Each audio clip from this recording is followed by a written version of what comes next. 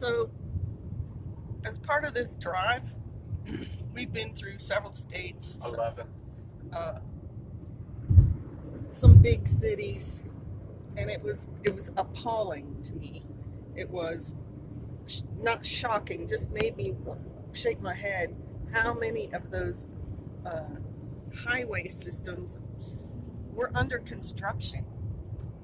And on one hand, you can say, yeah, stuff should be worked on, maintenance should be taken care of. But if you've lived in this country for a while, you know that the whole thing is when construction like that is happening, it's millions of dollars, and it never gets done for the money that is initially bid for, and it's usually a buddy thing.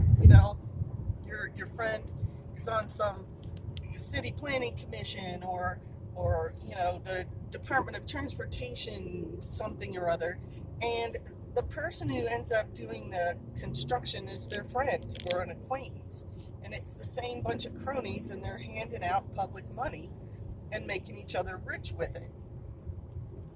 And I think it's pretty appalling, just because we've been in so many dangerous driving situations, and dangerous in that you've got these lane changes, and you've got Jersey barriers, and you've got people going at 80 miles an hour trying to navigate. And then when it becomes nighttime and it's visibility is reduced, you still have people on major highways going down these narrow lanes, scooting back and forth. It slows down traffic. We saw like a Caterpillar truck-a-pillar thing where it was supposedly a construction zone, but it's on the weekend, no one's working in there, and for miles and miles, yeah. people are backed up because they have to, construction going on. They're supposed to go from 2 lanes to 1 lane on a road where the speed limit's like 75 miles an hour, and it just started backing up and backing up and backing up. And not only is it dangerous because not everybody's paying attention and you have people slamming on their brakes, it also, their commute time is extended by that much.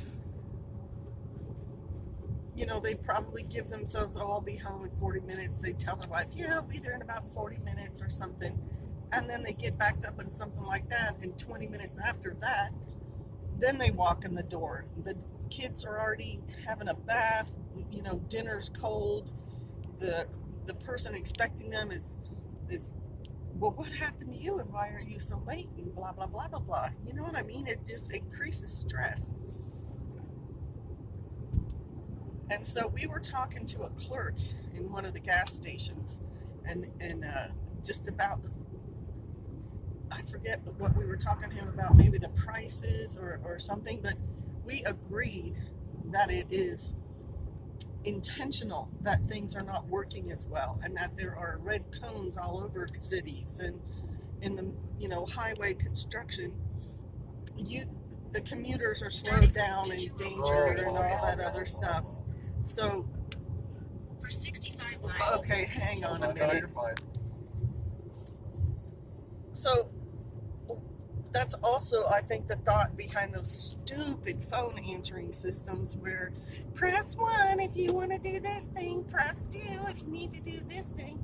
And I saw a scene in a movie where the main character was doing that. She's trying to call her bank or, make an airline reservation or something, and it goes through that whole rigmarole.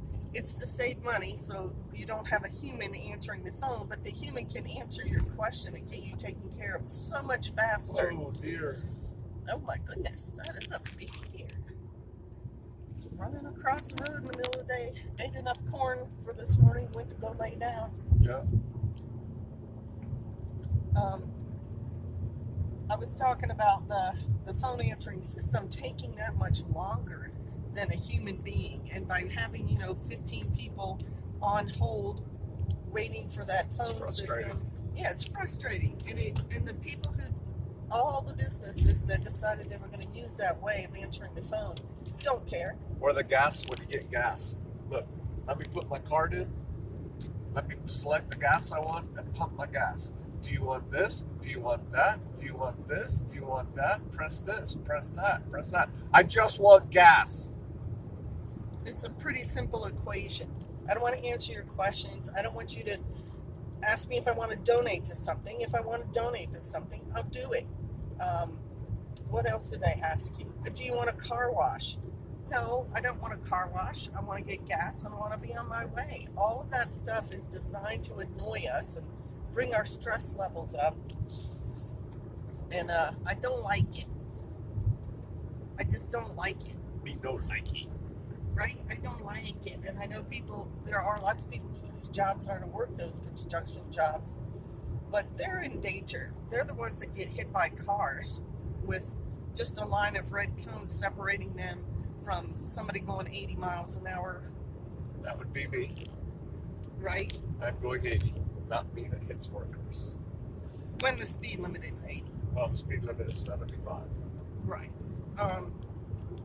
And so they're the ones whose lives are on the line, not these rich people who just keep doing stuff to mess other people up and make more money. So that's my little diatribe this morning. It was just really annoying. We had another situation like that. And, 6 o'clock in the morning, you're supposed to dodge all that stuff and then go to work. There's no wonder that people have heart attacks on their jobs and stuff It's like like that movie Falling Down. And Office Space. Yeah. If you haven't seen either one, you should watch them. All right, we're going to keep going on our journey. Bless you all. Shalom.